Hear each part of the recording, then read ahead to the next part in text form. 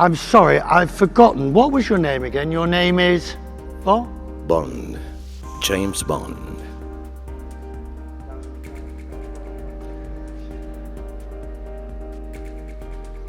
That on Thursday evening, because our films release on Fridays, mostly, or Thursday evenings here in Dubai. So Thursday evening at home in Mumbai, I rinse myself with a 2-hour bath and rinse myself of the work that I've done. Is it a ritual? I mean, do you put special oils and scents? Do you have bath salts? Do you prepare with candles? I'm not telling you my secret. You come and take a bath with me. Let me be crude. You don't need the money. No, I need the money. Oh, you do? The bath oils are very expensive. We'll show you me just entering some places and very dramatically and romantically. But my kids make a lot of fun of it.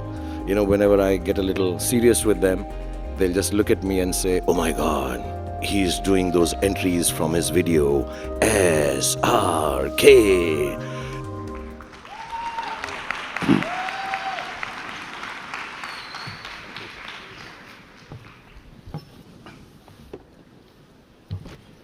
It's not often that I'm downright intimidated by the person I'm about to interview. Kristalina Georgieva, easy for lunch. But SRK is a legend, aren't you? You're being very sweet, Richard. Like I told you, I'm not a legend. I'm Bond. James Bond. I told you that at the backstage. Yeah? Say that again, go on. What's your name? Bond. James Bond.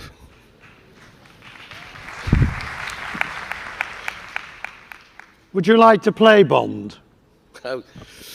I'd really wanted to, but I think I'm too short. What about Bond Baddie? Baddie, yes, of course. I'm brown enough. If we look at your career, how many years? Now, I think actively including television, 33 years now. I've been actively working as an actor. But to have reached the level of stardom that you have reached, and for the length of time, is quite an achievement. It's more than that, it's a huge achievement. But it speaks to more than just, obviously, the raw talent, but it also speaks to perseverance, the ability to keep going, which is something that's so crucial. I think it's, perseverance is, I think it happens to some people. You don't have any option but to persevere.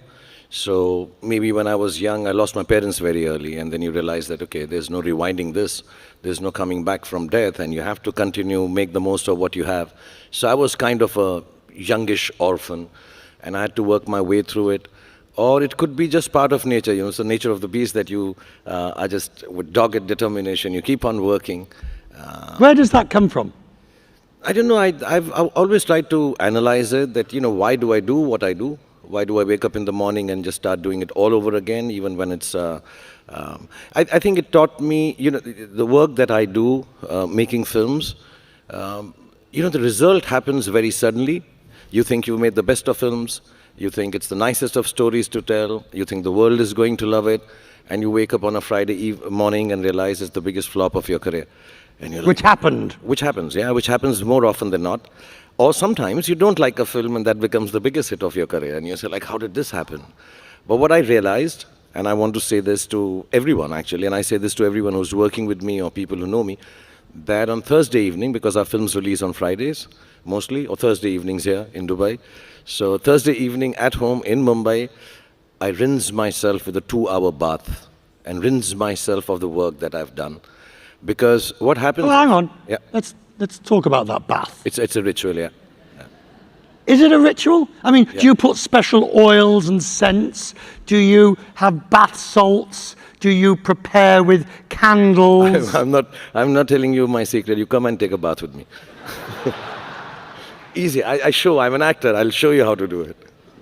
Should I take him up on his offer? You carry on, sir. Okay. No, but honestly, I do, because, I realized when you do a big hit film, it's done well and you're very happy and everybody's jumping around. Friday happens, Saturday happens, Sunday happens. and you realize this is a big blockbuster, but Monday I have to get back to work to make a better film. You made a flop film, Friday you're sad, Saturday you're crying, Sunday you're moping and you're not waking up from bed. Monday, you have to get back to work and start making a better film. So Mondays are for trying to make better films always, so you have to persevere. Okay, but let me be crude. You don't need the money. No, I need the money. Oh, you do? The bath oils are very expensive. Fine. If you had to define the quintessential SRK film, what would it be? I've said this before, I was telling you behind. I don't know when it happened, Richard, to be honest.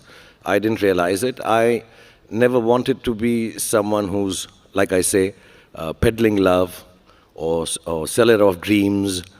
I wanted to be an action guy with 8-packs and beat up people, be in a white vest, girl on my side with a Glock in my hand, and speak in baritone and things like that. But I never got the opportunity. I don't know. When I started off, suddenly everybody started to think of me as someone who's, promising hope, giving hope, and spreading love, like I spread my arms again and again. So I think my regular film would be a film that gives you hope, gives you goodness, gives you happiness, and at the end of it all, lots of good songs. Yes, but you've also, there's a great YouTube video, 4 minutes of your best entrances. Yeah. And there's a lot of action in them. Yeah, only entries, no exits. I just keep entering again and again. My kids get very, when I have 3 kids, and whenever that video plays, and I have to tell you a secret, we've compiled it from the office. I think it looks just very cool. It's not made by others, we've made it. So whenever a show like this happens, and if you allow me to show a video here, we'll show you me just entering some places, and very dramatically and romantically. But my kids make a lot of fun of it. Whenever I get a little serious with them, they'll just look at me and say, oh my God, he's doing those entries from his video, SRK. So it does become a... Do you want to give us an example? Oh yeah, I can do that, Yeah, You want to walk along? With your permission, sir, we'll... If it's okay, yeah? Yeah, go on. Go on.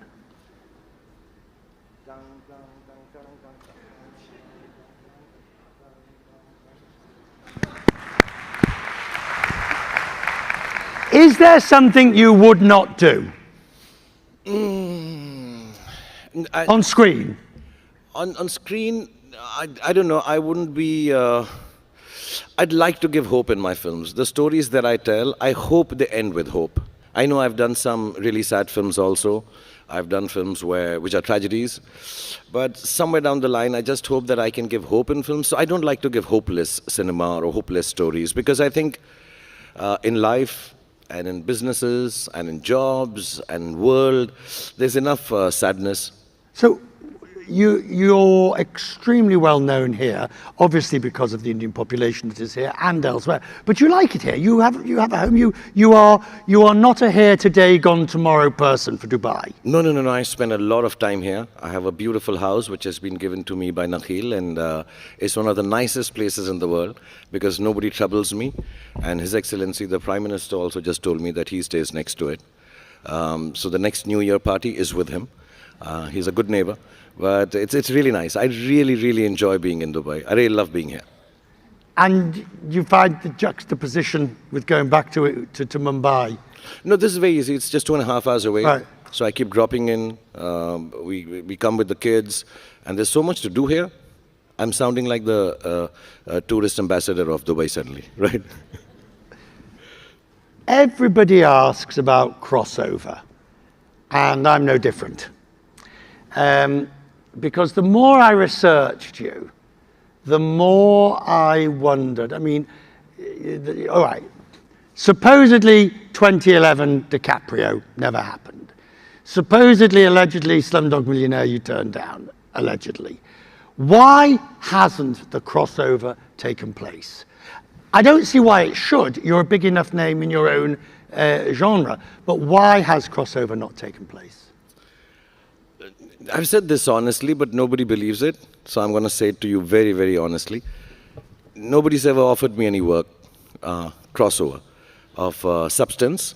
I may have had conversations with people. I know lots of lovely people from the West, from the English film industry, from the American film industry, but nobody's offered me any good work. You know, I hear actors talk about, oh yes, I want to cross over, I want to take Indian cinema.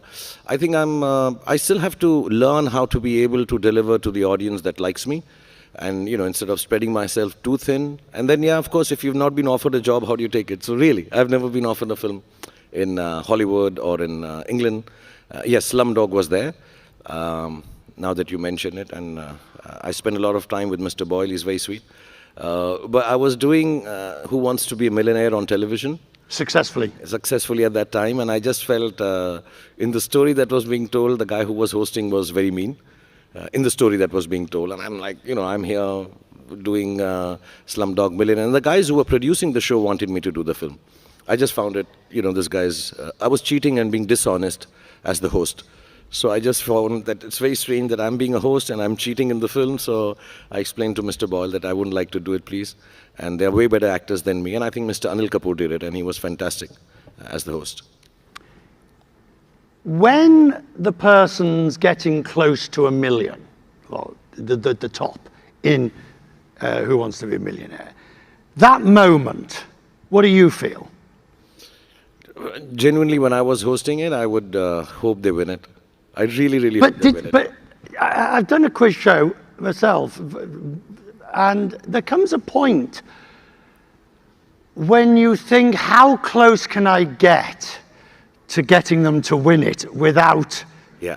Did you know what I mean? I always did that, you know, when I was, because there's so many people from different parts of the country, and I really want them to win, and yes, you do try to be a little helpful. But you can't. But you can't, because the producer keeps shouting in your ears, don't, you've said enough, you can't talk about it. And unfortunately, the last 4 questions or the last 2 questions are extremely difficult, you know, suddenly they're thrown upon you, and you're like, oh my God, this person is not going to get the answer. And I feel really bad. And I try to think, I wish I had some hint, and I can't mislead the person by trying to give that hint, because I also mostly didn't know the answer. So what is left that you have not done that you would like to do? And by that, I that's not a Hollywood question. That is a general, you know, even within within Indian films, within production, within what still remains on your list? So, Richard, when I started off, I just wanted to survive. You know, be able to get a week's work or a month's work or a year's work and say, okay, my films should do well. But as years have gone past, I think my whole job has become more and more motivated towards bringing in new technology into Indian film industry. I want to end my career, which is far from ending right now. I have another good 35 years to go. I really, really want to make that film which is loved by the whole world, and then nobody on a big stage like this asks me, why haven't you crossed over? That film should cross me over. That's my dream. I'd want you to learn Hindi and Urdu and Arabic to be able to understand that film. Did you go on a massive retreat of personal introspection between 2018 and 2023? You just had 2 or 3 films that were not as successful. Suddenly he disappears, and everybody thinks, oh, he's licking his wounds, he's feeling sorry for himself, whatever. And then he comes back in 23 with 3 blockbusters. What was going on in that interim period? So you're very kind. Yes, I had massive flops, and they did very, very badly. And I was doing all of that. I was licking my wounds. I was not in... you know what I did? Yeah. For 4 years? Go on. I've never said this to anyone, though I've mentioned it, but today, here, I'll tell everyone. I learned how to make the best pizza in the world. That's what I did. Honest to God.